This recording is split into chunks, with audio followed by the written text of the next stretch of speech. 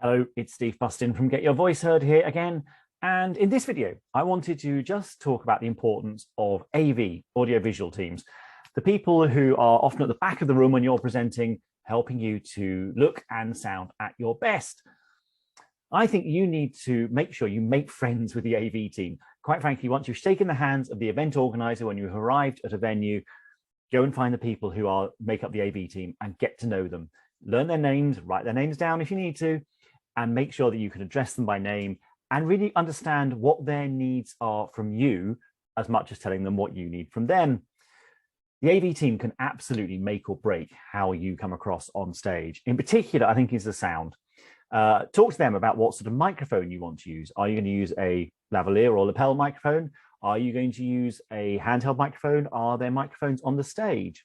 In a previous video, I talked about lecterns and why I always think you should get rid of the lectern, but sometimes it may be that the microphones on the lectern are the only mics available. But talk to the AV team because they may well have another mic out the back that you can use that actually is more suited to what you want to do. I also think you need to then get on the stage and do a sound check. Now, I say stage, this of course may be a big stage at the front of a big room. This may be the flat floor at the front of a meeting room. Get on there. If you are using a microphone, and if there is an AV team, do a proper sound check and find out from them if there are any black spots or points on the stage where you shouldn't stand. In particular, if a microphone is likely to conflict with the speakers. And you've all heard that audio sort of whistling and squealing that happens, which is horrible. You don't want that happening while you are speaking.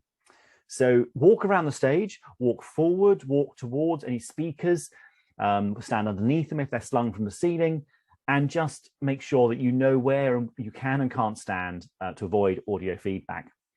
So it sounds simple, but I think a lot of people miss it out. Talk to the people who can make you look and sound good, which is the AV team at the back of the room. Get to know them, find out what you can do to help them, as well as then asking them about how they can help you. I think I'll also just say, if you are presenting on screen like this, be your own AV person. Buy yourself one of these. A lavalier microphone is not expensive from Amazon. Buy it with the correct adapter for your laptop or computer so that you can plug straight in. You're not going through an adapter because that will degrade the sound. But it will make a huge difference to how you come across when you're presenting on screen. I think if you're going to invest in any one piece of kit, I would say a microphone that gets close to your mouth and is much nicer and better quality than the microphone that's built into your computer will make a big difference. So that's just some thoughts on AV, on audiovisual.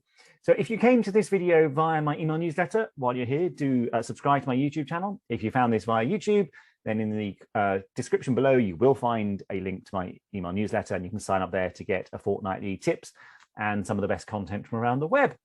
Thanks for watching this, and I will see you next time.